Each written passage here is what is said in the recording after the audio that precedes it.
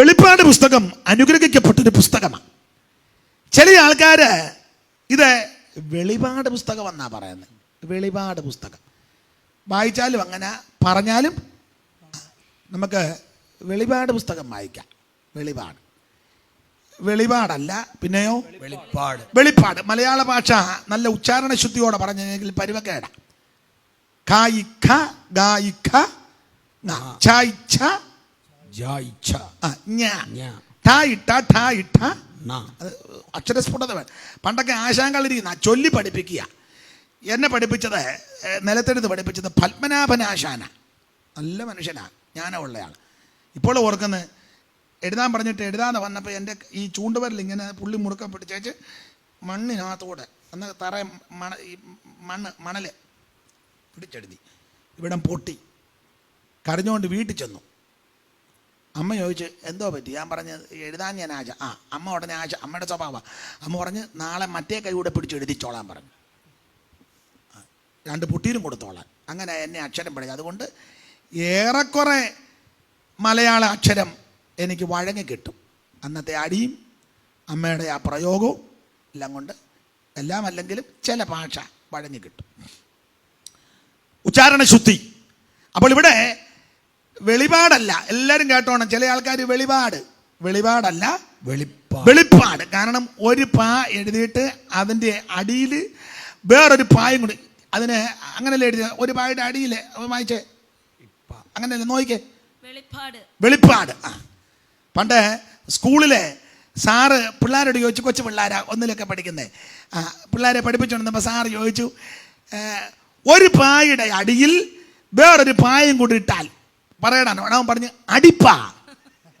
കാരണം ഒരു പായുടെ അടിയിൽ വേറൊരു പായ. അവനെ കണ്ടുവരുന്ന കിടക്കപ്പായ കണ്ടേക്കുന്ന കൂടുതലും. അപ്പം സാറ് ചോദിച്ചു, ഒരു പായുടെ അടിയിൽ ഒരു പായും കൂടി ഇട്ടാൽ പറയടാ അടിപ്പാ. അപ്പോൾ ഇത് അടിപ്പായ. ഇവിടെ ഒരു പായുടെ അടിയിലോ അല്ലെങ്കിൽ ഒരു പായുടെ മുകളിലോ ഒരു പായും കൂടി ഇട്ടിരിക്കുക. അപ്പോൾ വെളിപ്പാട് പുസ്തകം ഒന്നുകൂടെ വായിച്ച് കറക്റ്റായിട്ട്. വെളിപ്പാട് പുസ്തകം. ഇപ്പോൾ ഓർക്കുന്ന വയലത്തല അവറാച്ചൻ ഒരു യോഗത്തിന് വന്ന് വെളിപ്പാട് പുസ്തകം പ്രസംഗിക്കുക. അപ്പോൾ അദ്ദേഹം ഇതുപോലെ പറഞ്ഞു, നിങ്ങൾ വെളിപാടെന്ന് പറയരുത്.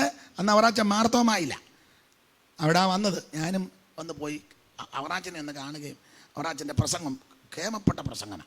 ഞാനും പോയി പുറകിരിക്കുക. അറിയത്തില്ല, സമുദായസ്ഥരായ കൂടുതലും കൂടിയിരിക്കുന്നത് പെന്തിക്കോസുകാരും ഒക്കെ ഉണ്ട്. നല്ല അവറാച്ചൻ്റെ യോഗമാകുമ്പം കൂടുമല്ലോ.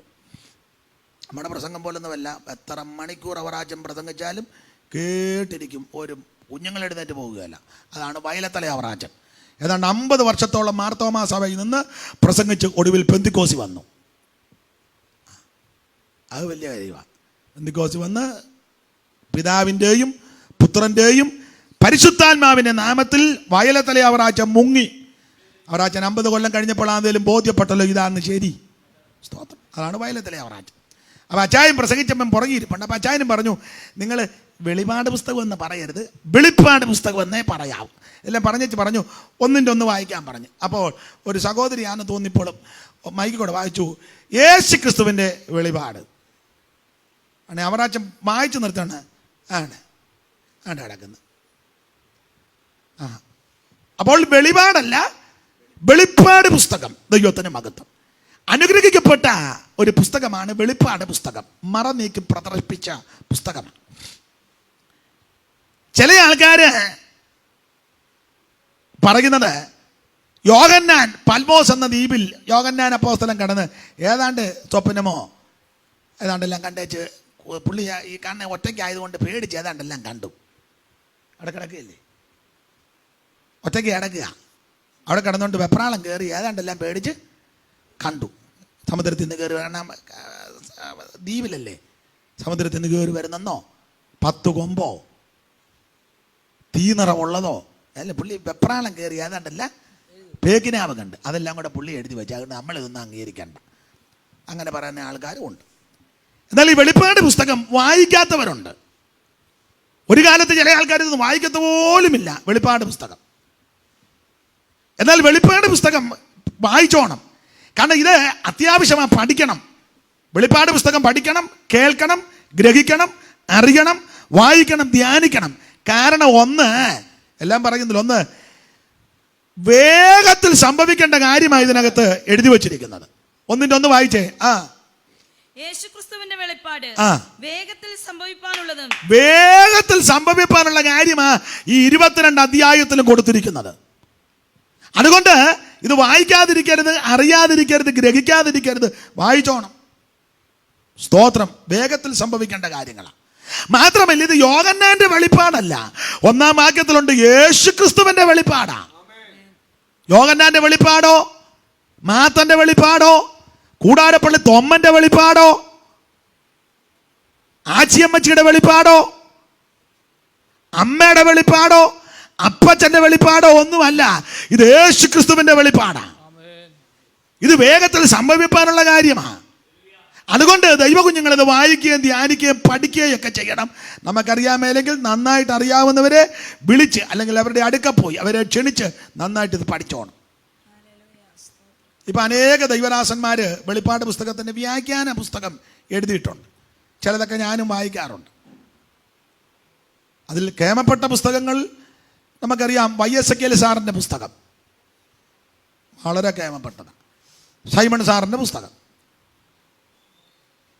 പിന്നെ നമ്മുടെ എല്ലാ പുസ്തകത്തിലും നല്ല കാര്യങ്ങളുണ്ട്. കൊളക്കടയിലെ പേരും മറന്നുപോയി ഞാൻ, കൊളക്കട അച്ചായൻ, സ്തോത്രം. ഇപ്പം നല്ല പ്രായമുണ്ട്, നല്ല പുസ്തകമാണ്.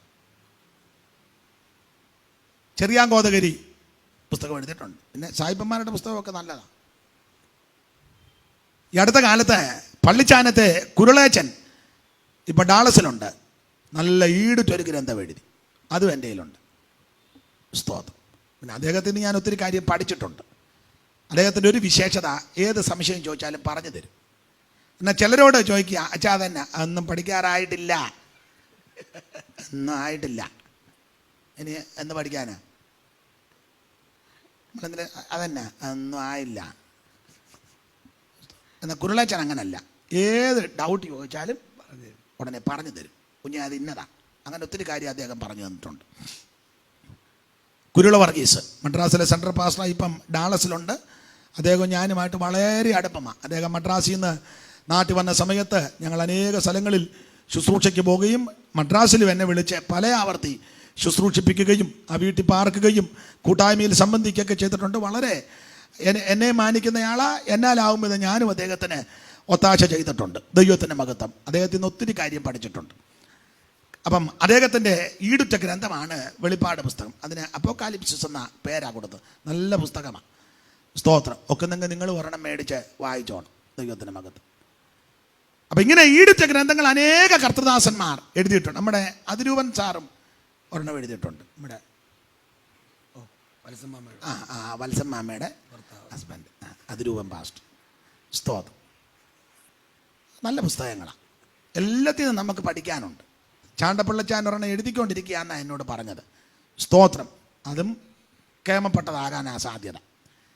അപ്പോൾ ഇതെല്ലാം നമുക്ക് പ്രയോജനം തരുന്നതാണ്. അപ്പോൾ ഇത് എനിക്ക് വെളിപ്പാട് പുസ്തകം ഒന്നും അറിയാൻ മേലെങ്കിൽ അറിയാനുള്ള മാർഗമായി ഇപ്പോൾ പറഞ്ഞു തന്നെ. ഈ പുസ്തകമെല്ലാം ഒക്കെ നിങ്ങൾക്ക് മേടിച്ച് വായിച്ച് ധ്യാനിച്ച് പഠിച്ചോണം. അല്ലെ അവരോട് ചോദിച്ച് കാര്യങ്ങൾ അറിയണം. സ്തോത്രം. അനുഗ്രഹിക്കപ്പെട്ട പുസ്തകമാണ് വെളിപ്പാട് പുസ്തകം. അപ്പോൾ ശ്രദ്ധിക്കുക, ഓരോ അധ്യായത്തിലും ഓരോ വിഷയങ്ങളാണെന്ന് ഞാൻ ഓർപ്പിച്ചല്ലോ. 1-ാം അധ്യായത്തിൽ തേജസ്കരിക്കപ്പെട്ട യേശു ക്രിസ്തു. 2, 3 അധ്യായത്തിൽ 7 സഭകൾക്കുള്ള ദൂത. അതിൽ 1-ാമത്തെ സഭയാണ് എഫെസോസ് സഭ. Ephesus, Smyrna, Pergamos, Thyatira, Sardis, Philadelphia, Laodicea. 7 സഭകളാണ്. ആ 7 സഭകളും 7 കാലയളവിലുള്ള ജനത്തോടും ഒക്കെയാണ് ദൂത്. എന്നാൽ എല്ലാ കാലത്തുമുള്ള ദൈവജനത്തോടാണ് ഇതിനകത്ത് ദൂത്. ആമേൻ. അന്നുള്ളവരോടും ഇപ്പോൾ ഉള്ളവരോടും ഇനി രക്ഷിക്കപ്പെട്ട ആരെങ്കിലും വരുന്ന കർത്താവിന്റെ വരവ് താമസിച്ചാൽ അവരോടും കൂടെയുള്ള ദൂത ഈ സഭയ്ക്കകത്തുള്ള ദൂത. ദൈവത്തിന് മഹത്വം. അതിൽ 1-ാമത്തെ സഭയാകുന്ന എഫെസോസ് സഭയോട് പറഞ്ഞ ഒരു കാര്യമാണ് നമ്മൾ പൊതുവിൽ ഇവിടെ വായിച്ചത്. ആത്മാവ് സഭകളോട് പറയുന്നത് എന്തെന്ന്, ചെവിയുള്ളവൻ കേൾക്കട്ടെ. ജയിക്കുന്നവന് ഞാൻ ദൈവത്തിന്റെ പരദീസയിലുള്ള ജീവവൃക്ഷത്തിന്റെ ഫലം തിന്നാൻ കൊടുക്കണം. എന്തിനെയൊക്കെ ജയിക്കണം? 7 സഭകളെയും കൂടെ ഒന്നിച്ച് തുലനം ചെയ്ത് പഠിച്ചാൽ 7 കാര്യങ്ങളെ ജയിക്കണം. ദൈവമക്കൾ 7 കാര്യമല്ല, എല്ലാ വിഷയത്തിലും ജയമുള്ളവരായിരിക്കണം. നമ്മൾ എടുത്ത വിഷയത്തോടും സഭയോടുമുള്ള ബന്ധത്തിൽ 7 കാര്യങ്ങൾ കർക്കശമായിട്ട് ജയിച്ചോണം. ഈ ഓരോ സഭയോടും കർത്താവ് ദൂത് പറയുമ്പോൾ ആ ദൂതുകൾക്ക് ഒരു പൊതു തത്വമുണ്ട്. ദൂത് പറയുമ്പോൾ ആ ദൂതിന് ഒരു പൊതു തത്വം. ഒന്ന്, കർത്താവ് ഏത് സഭയോട് ദൂത് പറഞ്ഞാലും കർത്താവ് തന്നെ ഒന്ന് പരിചയപ്പെടുത്തി കൊടുക്കും. എഫെസോസ് സഭയ്ക്കും പരിചയപ്പെടുത്തി കൊടുക്കുന്നുണ്ട്. എന്തുവാ എഫെസോസ് സഭയ്ക്ക് പരിചയപ്പെടുത്തി കൊടുത്തത്? ആ 2-ാം അധ്യായത്തിന്റെ 1-ാമത്തെ വാക്യം വായിച്ചേ. എഫെസോസിലെ സഭയുടെ ദൂതൻ എഴുതുക, എഫെസോസിലെ സഭയിലെ ദൂതൻ എഴുതുക, 7 നക്ഷത്രം വലങ്കയിൽ പിടിച്ചും കൊണ്ട് 7 നക്ഷത്രം വലങ്കയിൽ പിടിച്ചും കൊണ്ട് 7 പൊൻനിലവിളക്കുകളുടെ നടുവിൽ നടക്കുന്നവൻ അരുളി ചെയ്യുന്നത്. ഞാൻ പരിചയപ്പെടുത്തുക. അല്ലയോ എഫെസോസ് സഭയെ, നിങ്ങളോട് ദൂത് പറയുന്ന, ആലോചന പറയുന്ന, അരുളപ്പാട് പറയുന്ന ഞാൻ ആരാണെന്ന് ഒന്നുകൂടെ വെളിപ്പെടുത്താം. 7 നക്ഷത്രം വലങ്കയിൽ പിടിച്ചവൻ. ഹല്ലേലൂയ. 7 പൊൻ നിലവിളക്കുകളുടെ നടുവിൽ നടക്കുന്നവനാ എന്ന് പറഞ്ഞ ചത്ത ദൈവമല്ല, നടക്കുന്നവൻ എന്ന് പറഞ്ഞ ജീവനുള്ള ദൈവം. ജീസസ്. സ്തോത്രം. ഞാൻ നിങ്ങളും ആരാധിക്കുന്ന യേശു കർത്താവ് മരിച്ചു മൺമറഞ്ഞ് മായയായി പോയ ദൈവമല്ല, മരിച്ച് ഉയർത്ത് ഇന്നും അവിടുന്ന് ജീവിക്കുന്ന ദൈവമാണ്. ആമേൻ, ആമേൻ, ആമേൻ. യേശു ജീവിക്കുന്നതിനാൽ ഞാനു എന്നേക്കും ജീവിക്കയാൽ, എന്നേശു ജീവിക്കുന്നതിനാൽ ഞാനും എന്നേക്കും ജീവിക്കയാൽ, ഓ ഇനി തന്നെ പിരിഞ്ഞൊരു ജീവിതമില്ലെനിക്കല്ല, എന്റെ യേശുവത്രേ. ഹല്ലേലൂയ, ജയം, ഹല്ലേലൂയ. യേശു കർത്താവ് ജീവിക്കുന്നു. ഹല്ലേലൂയ, ജയം, ഹല്ലേലൂയ. യേശു കർത്താവ് ജീവിക്കുന്നു. അപ്പൊ ശ്രദ്ധിക്കുക, ഞാനും നിങ്ങളും ആരാധിക്കുന്ന യേശു കർത്താവ് ഇന്നും ജീവിക്കുന്നവനാ. ആമേൻ. എന്ന് പറഞ്ഞാൽ ജീവനുള്ള ദൈവമാ. ബിൽഡിങ്ങിന്റെ മണ്ടയിലോ 4 കൂടുന്ന ബസ് സ്റ്റോപ്പിന്റെ സൈഡിലോ മുക്കിനോ മൂലയ്ക്കോ അനങ്ങാതെ നിൽക്കുന്ന സ്റ്റാച്ചു അല്ല ക്രിസ്തു. ആമേൻ. അവിടുന്ന് ജീവനുള്ള ദൈവമാ. എന്നും കൊന്നും ഇങ്ങനെ നിൽക്കുക, അങ്ങനല്ല, അവിടുന്ന് നടക്കുന്നവനാ. ഈ പകലും അവിടുന്ന് നമ്മുടെ നടുവിൽ നിന്ന് ഗുലാബിക്കൊണ്ടിരിക്കുക. Price the Lord. അണ്ട് താഴെ ആരാധന, അവിടെ അവൻ നടകൊള്ളുന്നവനാ. ആമേൻ. ഇവിടെയും ആരാധന, ഇവിടെയും നടകൊള്ളുന്നവനാ. അവിടുന്ന് ജീവനുള്ള ദൈവമാ. ആമേൻ. Praise the lord. അപ്പൊ കർത്താവ് സഭയ്ക്ക് ഒന്ന് പരിചയപ്പെടുത്തുക. 1-ാം വാക്യം ഒന്നുകൂടെ വായിച്ചേ. എഫെസോസിലെ സഭയുടെ ദൂതൻ എഴുതുക, എഫെസോസിലെ സഭയുടെ ദൂതൻ എഴുതുക, 7 നക്ഷത്രം വലങ്കയിൽ പിടിച്ചും കൊണ്ട് 7 പൊൻനിലവിളക്കുകളുടെ നടുവിൽ നടക്കുന്നവൻ അരുളി ചെയ്യുന്നത്. അതാ ഞാൻ നടക്കുന്ന ദൈവമാ, ജീവനുള്ള ദൈവം. ആമേൻ. അപ്പൊ ഈ നടകൊള്ളുന്ന ദൈവം പറയുക, പരിചയപ്പെടുത്തിട്ട് പറയാ, പിന്നെ 7 നക്ഷത്രം വലങ്കയിൽ പിടിച്ചോണ്ടാണ് ഞാൻ നടക്കുന്നത്. സ്തോത്രം, സ്തോത്രം, സ്തോത്രം. അല്ലാതെ ഒന്നും പറയുന്നില്ല, വേണ്ട. നക്ഷത്രം അതൊക്കെ കെട്ടിത്തൂക്കിയിടുകയല്ല, നക്ഷത്രം വലങ്കയിൽ. ഈ നക്ഷത്രം ആരെ കാണിക്കുന്നു? നമ്മൾ വ്യാഖ്യാനിക്കേണ്ട പുസ്തകത്തിൽ തന്നെ വ്യാഖ്യാനമുണ്ട്. 1-ാം അധ്യായത്തിന്റെ 19-20 വാക്യം വായിച്ചേ. നക്ഷത്രം ആരെ കാണിക്കുന്നു? നീ കണ്ടതും ഇപ്പോൾ ഉള്ളതും ഇനി സംഭവിപ്പാനിരിക്കുന്നതും എന്റെ വലങ്കയിൽ കണ്ട 7 നക്ഷത്രത്തിന്റെ മർമ്മവും 7 പൊൻനിലവിളക്കിന്റെ രഹസ്യമാ. നക്ഷത്രത്തിന്റെ രഹസ്യം പറയാൻ പോകുക, അത് എഴുതിക്കോ. അടുത്തത് 7 പൊൻനിലവിളക്കിന്റെ വിവരവും എഴുതുക.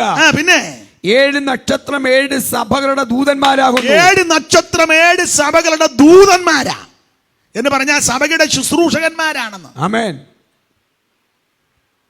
ഹെബ്രോൻ ചർച്ച് തിരുവല്ലായിലെ ശുശ്രൂഷകർ, താഴെ കൂട്ടായ്മ നടക്കുന്ന അവിടുത്തെ ശുശ്രൂഷകർ, ലോകമെമ്പാടുമുള്ള സഭകളിലെ ശുശ്രൂഷകന്മാർ. അവൻ കർത്താവിന്റെ വേലക്കാരോട് ഒരു കാര്യം പറയും, വിശേഷിച്ച് ഇടയ ശുശ്രൂഷ ചെയ്യുന്നവർ, കർത്തൃവേല ചെയ്യുന്നവരോട് പറഞ്ഞ, ഞാനും നിങ്ങൾ അവൻ അവിടുത്തെ വലങ്കയിലാണ്. ആമേൻ. ജീസസ്. Price the Lord. കർത്താവിന്റെ വേലക്കാരോട് പറയാൻ രാവിലെ ഒന്നുകൂടെ ഓർപ്പിക്കുക, ആമേൻ, സ്തോത്രം, ഞാനും നിങ്ങൾ അവിടുത്തെ വലങ്കയിൽ ഇരിക്കുക. ആമേൻ. അവിടുത്തെ വലങ്കയിൽ നിന്ന് ഒരുത്തനും നിന്നെ പിടിച്ചോണ്ട് പോകുകയല്ല. Hallelujah. Praise the Lord. Praise the Lord. അവിടുത്തെ വലം കൈയിലാ ഞാൻ നിങ്ങൾ വിധിക്കുന്നത്. Yes. അവന്റെ കയ്യിൽ നിന്ന് പിടിച്ചോണ്ട് പോകാൻ കാര്യത്തുള്ള ഒരുത്തനുമില്ല. Hallelujah. സ്തോത്രം. Hallelujah. സ്തോത്രം. ഉള്ളം കയ്യിൽ ഇരിക്കുക നമ്മള്. Amen. അതുകൊണ്ട് കർത്താവിന്റെ വേലക്കാര് കരഞ്ഞും കൂവിയൊന്നും നടക്കരുത്. Yes. ആ നോട്ടോ ഇരിപ്പം കണ്ട എന്താ പറ്റി? ഇനി എന്നാ പറ്റാൻ? കോവിഡ് ഒക്കെ ആയി. കോവിഡിന്റെ കാലത്തും കർത്താവിന്റെ വലം കൈയിലാ നീ. Amen. സ്തോത്രം. അവിടുത്തെ ഉള്ളം കയ്യിൽ നിന്നെ വെച്ചിരിക്കുകയാണ്. കരുത്തനാം അവൻ കരത്തിനാൽ പിടിച്ചിരിക്കയാൽ കരുത്തനാം അവൻ കരത്തിനാൽ പിടിച്ചിരിക്കയാൽ ഓരോരുത്തനും പിടിച്ചു വേർപിരിക്കുവാൻ കഴിഞ്ഞിട വിരുദ്ധമായി വരുന്നതൊന്നു ഏതുമേ ഭയന്നിട വിരുദ്ധമായി വരുന്ന ഏതുമേ ഭയന്നിടാ ഇതെന്തു ഭാഗ്യം യേശുനാഥനോടു ചേർന്നു ഞാനിതാ ഇതെന്തു ഭാഗ്യം യേശുനാഥനോടു ചേർന്നു ഞാനിതാ ഓ ഇത്ര ശ്രേഷ്ഠനാഥൻ എന്റെ മിത്രമായി ഭവിച്ചുക ഇത്ര ശ്രേഷ്ഠനാഥൻ എന്റെ മിത്രമായി ഭവിച്ചുക ഇതെന്തു ഭാഗ്യം യേശുനാഥനോടു ചേർന്നു ഞാനിതാ ഇതെന്തു ഭാഗ്യം യേശുനാഥനോടു ചേർന്നു ഞാനിതാ കരമുയർത്തി ദൈവത്തിന് മഹത്വം കൊടുക്ക. ഹല്ലേലൂയ. എന്നെ കേൾക്കുന്ന സുവിശേഷ വേലക്കാരെ, ദൈവദാസന്മാരെ, ദൈവകുഞ്ഞുങ്ങളെ, ഞാൻ നിങ്ങൾ അവിടുത്തെ വലം കൈയില്ല. അവിടുത്തെ വലം കൈയിൽ ആര് നമ്മളെ പിടിച്ചോണ്ട് പോകാനാ? ഓരോരുത്തരും ശക്തിയുള്ളവരില്ല. അവിടുന്ന് സർവശക്തൻ. അതുകൊണ്ട് സഭയ്ക്ക് പരിചയപ്പെടുത്തുക, 7 നക്ഷത്രം വലം കൈയിൽ പിടിച്ചവനാ നിങ്ങളോട് സംസാരിക്കുന്നത്. ഉറപ്പുള്ളവരായിരിക്കണം, ധൈര്യമുള്ളവരായിരിക്കണം, നിരാശപ്പെട്ടു പോകരുത്, ചഞ്ചലിക്കരുത്. കൂടോത്രമുണ്ട്, ബന്ധനമുണ്ട്, ആണ്ടവരുന്ന് പറഞ്ഞ് നീ ചഞ്ചലിക്കരുത്. നീ കർത്താവിന്റെ കരത്തിലിരിക്കുക. ആൾക്കാർ പറയും ഇതിലൊരു വരത്തുപോക്കുണ്ട് അമ്മാമേ. ഓ, വരത്തുപോക്കുണ്ട്. നമ്മൾ വരികയും പോവുകയും ചെയ്യുന്നില്ലേ? രാവിലെ യോഗത്തിന് വരുന്നു, തിരിച്ച് അത് തന്നെ. അതിലും വലിയ വരത്തുപോക്ക് ഏതാണ്? നേരെ മാസ്റ്റർ ഞാൻ ചങ്ങല കിലുങ്ങുന്ന ശബ്ദം കേട്ടു. എടേ അപ്പുറത്തെ പട്ടി തൊടൽ പൊട്ടിച്ചോടിയത്. അതിന് അവർ ഭക്ഷണം കൊടുക്കാതിരുന്നു. അത് കിടന്ന് ഭ്രാന്ത് പിടിച്ച് തൊടൽ പൊട്ടിച്ച് ഓടിയതാ. സ്തോത്രം. അല്ല, ഞങ്ങളെ കിലിങ്ങിയതല്ല. സ്തോത്രം. പിന്നെ ഞാൻ തിണ്ണയിലിരിക്കുകയായിരുന്നു പാസ്റ്റർ. ഒരു തീക്കുണ്ടം ഈ പിച്ചും ഭ്രാന്തും പറഞ്ഞിരിക്കരുത്. നീ വചനത്തിൽ ബലപ്പെടണം. ഞാനും നിങ്ങളും അവിടുത്തെ ഉള്ളം കയ്യിൽ ഇരിക്കുക. അവിടുത്തെ കരത്തിൽ നിന്ന് ആരും നിന്നെ പിടിച്ചോണ്ട് പോവുകയല്ല. അവിടുത്തെ കരത്തിൽ നിന്ന് പിടിക്കാൻ കഴിവുള്ള ആരുണ്ട്? ഒരുത്തനുമില്ല. Praise the lord. അപ്പോൾ കർത്താവ് സഭയ്ക്കൊന്ന് പരിചയപ്പെടുത്തി, നിങ്ങളോട് സംസാരിക്കുന്ന ദൂത് പറയുന്ന ഞാൻ 7 നക്ഷത്രം വലങ്കിൽ പിടിച്ചവനാ, കരുത്തുള്ളവനാ, കഴിവുള്ളവനാ, മഹത്വമുള്ളവനാ, യോഗ്യനാ, ശ്രേഷ്ഠനാ, ഉന്നതനാ. ആ ഉന്നതനായ ദൈവമാ നമ്മളോട് ദൂത് പറയുന്നത്. അതെ, ഒന്ന് പരിചയപ്പെടുത്തല. 2, കർത്താവ് സഭയെ അഭിനന്ദിക്കാറുണ്ട്. അഭിനന്ദിക്കും. നല്ല കാര്യം വല്ലതും ഉണ്ടെങ്കിൽ അത് കർത്താവ് പറയും. ഒരിക്കൽ പറഞ്ഞില്ലേ, ബെറിയോനാ ശിമോനെ, ഇത് ജഡരക്തങ്ങളൊന്നും അല്ല വെളിപ്പെടുത്തി കേട്ടോ, സ്വർഗസ്ഥനായ പിതാവ്. അഭിനന്ദിക്കുന്ന പാപമൊന്നുമല്ല. ചില പറയും അങ്ങനൊന്നും പറയരുത്, നെകളിക്കും. ഇവൻ അസൂയ മുഴുത്തിട്ടാണ് ഇത് മിണ്ടാതിരിക്കുന്നത്. അല്ലാതെ അവൻ നെളിച്ചതിനൊക്കെ തന്നെ അങ്ങനൊന്നും നമ്മൾ നെകളിക്കും. നെകളിക്കുന്ന പുള്ളിക്ക് അസൂയ, അതുകൊണ്ടാണ്. അഭിനന്ദിക്കണം. കർത്താവ് ഒരിക്കൽ പറഞ്ഞ, സ്ത്രീയെ നിന്റെ വിശ്വാസം വലുതാ കേട്ടോ. ഒരു അഭിനന്ദനമാണ്. ഒരിക്കൽ പറഞ്ഞു, ഇസ്രായേലിൽ പോലും ഞാനിങ്ങനെ ഒരു വിശ്വാസം കണ്ടിട്ടില്ല. ഭണ്ഡാരത്തിൽ കൊണ്ട് കാശിടുക. കർത്താവ് ഇങ്ങനെ സൂക്ഷിച്ചു നോക്കി. ഒരു സ്ത്രീ ഇല്ലേ, അഭിനന്ദിച്ച് കർത്താവ്. എല്ലാവരെക്കാളും ശ്രേഷ്ഠമായിട്ട് സ്ത്രീ ആയിട്ടേക്കുന്നത്. നിനക്ക് ചിലപ്പോൾ സ്വോത്ര കാഴ്ച എല്ലാവരും ഇടുന്നത് പോലെ ഇടാനില്ലായിരിക്കും, പക്ഷെ അതാ ഏറ്റവും വലുത്. ആമേൻ. അയ്യോ, അവർ 500 ഇട്ട് എൻ്റെ ഈ 10 ഉള്ളു. നിന്റെ ഈ 10 വേണ്ട, 1 രൂപ മതി. നിന്റെ അവസ്ഥ ദൈവം കണ്ടോണ്ടിരിക്കുക. 500 ഇട്ടവൻ 50 ലക്ഷം ഇരുന്ന ചാതിന്ന് 500 വലിച്ച് ഇടുന്നത്. ആഞ്ഞത്ത് വലിച്ചപ്പോൾ അതിൽ 5-6 നോട്ട് ഇളക്കി അതങ്ങോട്ട് തള്ളിയും വെച്ചാ കെട്ടിരിക്കുകയല്ലേ. ഒരു വലി വലിച്ചപ്പോൾ ഒരു 5-8 അമ്മ ഇന്നലെ എന്നാ അമ്മേ വരാഞ്ഞേ? അല്ല ഏതോ ദിവസം ഇല്ലായിരുന്നല്ലോ അമ്മ.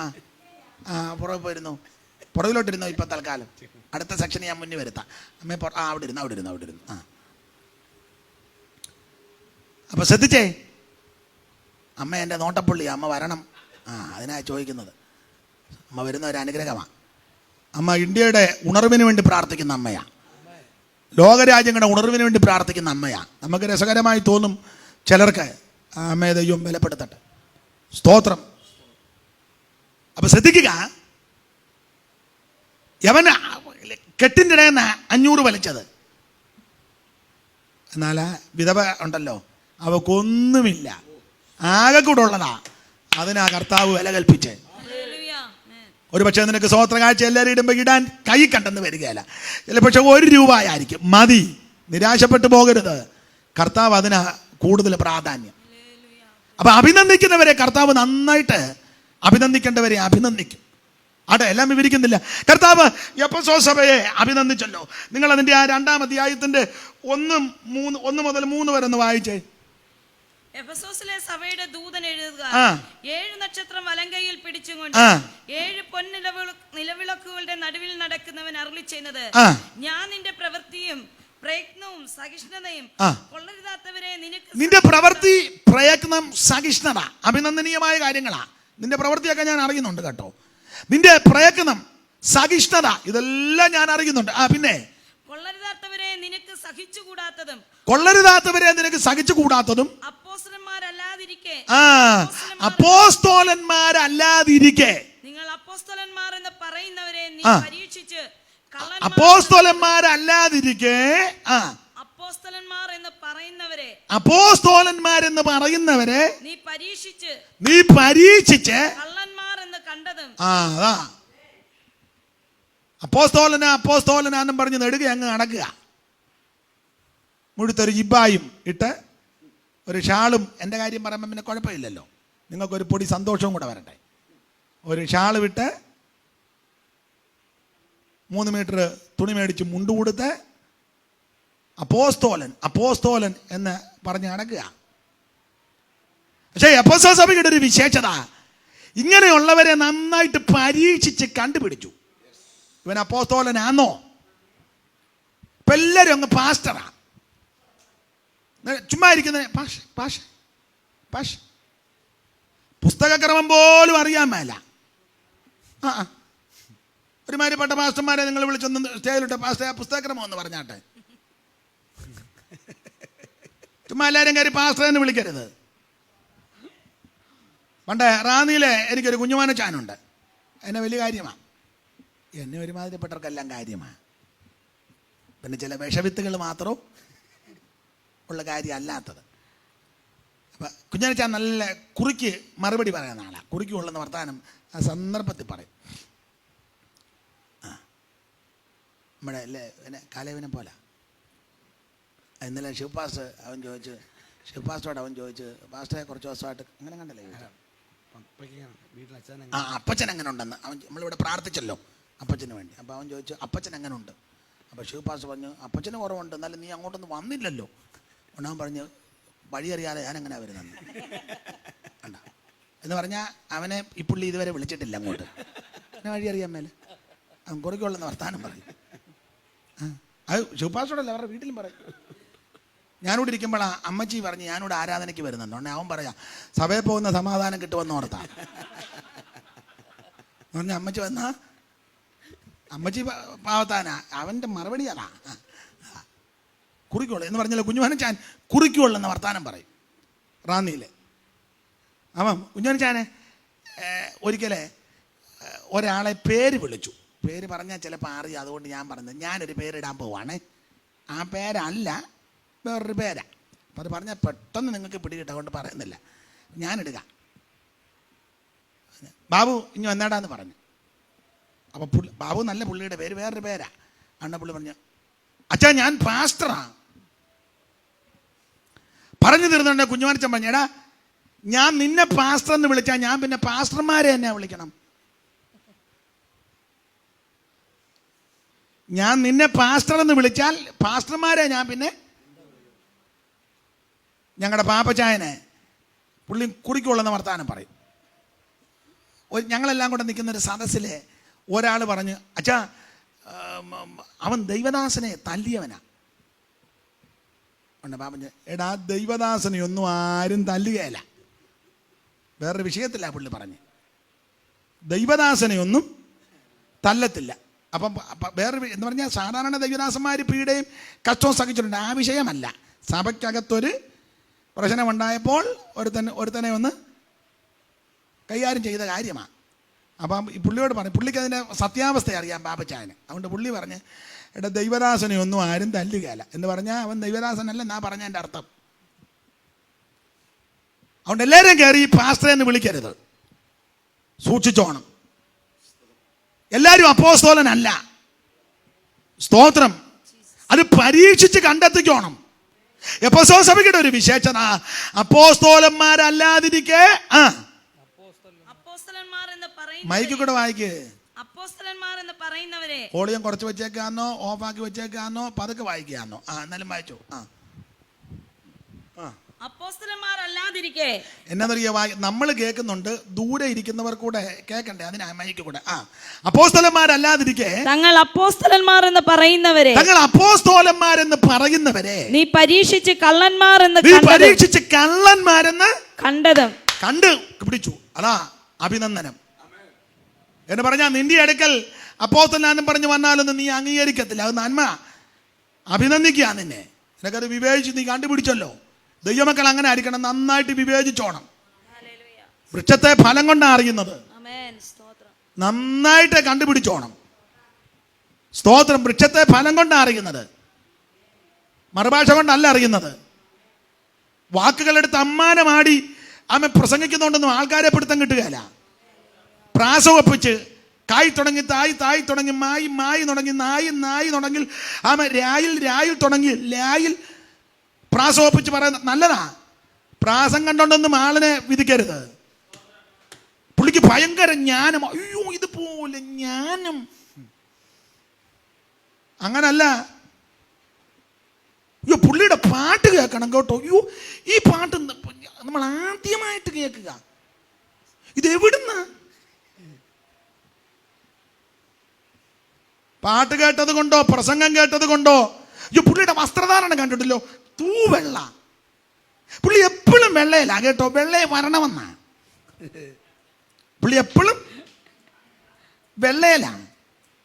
അവിടെ ഒരു സ്ഥലമുണ്ട് വെള്ളയെ, ആ വെള്ളയല്ല. ഈ വെള്ള വസ്ത്രം കണ്ടോണ്ട് നീ വിധിക്കരുത്.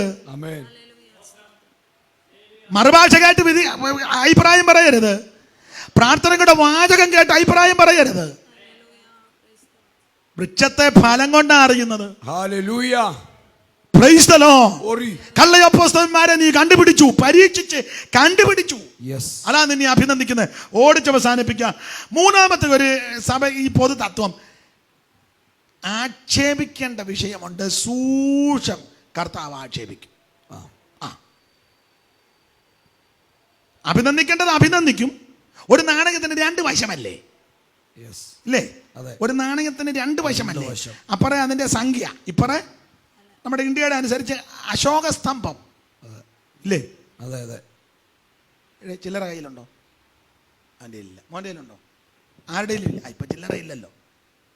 ഒന്നെടുത്തേ, ഇരിപ്പ് കണ്ടിട്ട് അങ്ങനെ ഉണ്ടോ? ഒരു ആരുടെയും ഇല്ലേ ചില്ലറ? ഇയോടി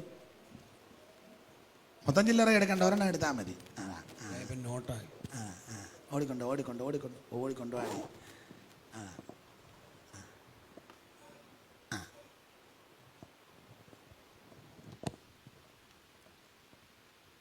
വേണ്ടേ? ഇത് കാണിച്ചു കൊടുക്കുക ടി വിയിൽ. ഇതാണ് അശോക സ്തംഭം. ഇതൊരു വശം. ഇതാണ് അതിൻ്റെ സംഖ്യ. ഇത് 2 രൂപ, 2 എഴുതിയിട്ടുണ്ട്. എന്നാ അപ്പൊ ഒരു നാണയത്തിന് 2 വശം. എന്ന് പറഞ്ഞതുപോലെ അഭിനന്ദിക്കേണ്ടവരെ കർത്താവ് അഭിനന്ദിച്ചിട്ടുണ്ട്, അഭിനന്ദിക്കും. പക്ഷേ ആക്ഷേപിക്കേണ്ട രംഗങ്ങൾ വന്നാൽ സൂക്ഷ്മം ആക്ഷേപിച്ചിട്ടുമുണ്ട്. അപ്പൊ സഭയെ, നല്ല സഭയെ അഭിനന്ദിച്ചു, അപ്പൊ തന്നെ ആക്ഷേപ വിഷയം സൂക്ഷ്മം പറഞ്ഞു. അല്ലാതെ ഇത് പറഞ്ഞത് മിണ്ടായിരിക്കല്ല. 4-ാം വാക്യം വായിച്ച് ആക്ഷേപിച്ച എന്തുവാ? എങ്കിലും നിന്റെ ആദ്യ സ്നേഹം വിട്ടുകളഞ്ഞു എന്ന്. അതാ നിന്റെ ആദ്യ സ്നേഹം വിട്ടുകളഞ്ഞു എന്ന്. നീ വിട്ടുകളഞ്ഞു, അതാ ആക്ഷേപം. ആമേൻ. ഒരു കുറ്റം, അങ്ങനല്ലേ എഴുതിയേക്കുന്നേ? എങ്കിലും നിന്റെ ആദ്യ സ്നേഹം വിട്ടുകളഞ്ഞു എന്ന് ഒരു കുറ്റം ഒരു കുറ്റമുള്ളത് ക്ലിയറായിട്ട് ഓർപ്പിച്ചു. ഒരു കുറ്റം അതുണ്ട്. എന്നോട് ഒത്തിരി പേര് പറയാനുണ്ട്, നിങ്ങളോടും ചിലപ്പോൾ പറഞ്ഞു കാണും, അയാളെ എപ്പം നാക്ക് വിളിച്ചാലും കുറ്റമല്ലാതെ പറയത്തില്ല. ഞാൻ കുറ്റം മാത്രം അല്ലല്ലോ പറയുന്നത്. നിങ്ങൾ കുറച്ചാൾ കൊണ്ട് കേട്ടിരിക്കുകയല്ലേ. കുറ്റമുണ്ടേ കുറ്റമാണെന്ന് പറയും, നല്ല കാര്യം നല്ലതാണെന്ന് പറയണം. നിന്നെ പറ്റി ഒരു കുറ്റമുണ്ട്, അത് ആക്ഷേപം. നിന്റെ ആദ്യ സ്നേഹം വിട്ടുകളഞ്ഞു. എൻ്റെ പ്രിയരെ, ആദ്യ സ്നേഹം നഷ്ടപ്പെടരുത്. ആമേൻ. ആരോട്? കർത്താവിനോടുള്ള ആദ്യ സ്നേഹം. ആ രക്ഷിക്കപ്പെട്ടപ്പോൾ അനുദപിച്ച് കരഞ്ഞ്, യേശു നമ്മുടെ പാപം മോചിച്ച്, എൻ്റെ ദൈവമേ ഞാൻ ആത്മഹത്യക്ക് ഇരുന്നതാ, ഞാൻ ചാകേണ്ടതാ, ഞാൻ നശിക്കേണ്ടതാ, എൻ്റെ കുടുംബം മുടിഞ്ഞു പോകേണ്ടതാ. എന്നാൽ ആ സമയത്താ ഞാൻ അങ്ങ് അവിടുത്തെ അറിഞ്ഞത്. അയ്യോ, ഞാൻ പനാമറ മേടിച്ചു വെച്ചോണ്ടിരുന്നതാ. അയ്യോ, തൂങ്ങിച്ചാകാൻ ഞാൻ കയറുമായിട്ട് ഫ്ലാവേ കയറിയതാ. എന്നാൽ ദൈവ ശബ്ദം അവിടുന്ന് കേട്ട്, എൻ്റെ യേശുവേ അവിടുന്ന് എന്നെ രക്ഷിച്ചല്ലോ, എന്റെ കുടുംബത്തിന്റെ അരാജകത്വം മാറ്റി തന്നല്ലോ, എന്റെ കുഞ്ഞുങ്ങളുടെ സ്ഥിതിക്ക് മാറ്റം തന്നല്ലോ. അയ്യോ, ഞാൻ രോഗിയായിട്ട്, അയ്യോ ഞാൻ ഊർത്തശ്വാസം വലിച്ചു കിടന്നല്ല, അവിടുന്ന് എന്നെ രക്ഷിച്ചല്ലോ. എന്റെ പാപം അവിടുന്ന് പരിഹരിച്ചല്ലോ, എന്റെ പാപം മോചിച്ചല്ലോ. എന്റെ യേശുവേ നന്ദി, നന്ദി. ഈ രാവിലെ സ്നേഹം വർദ്ധിക്കട്ടെ.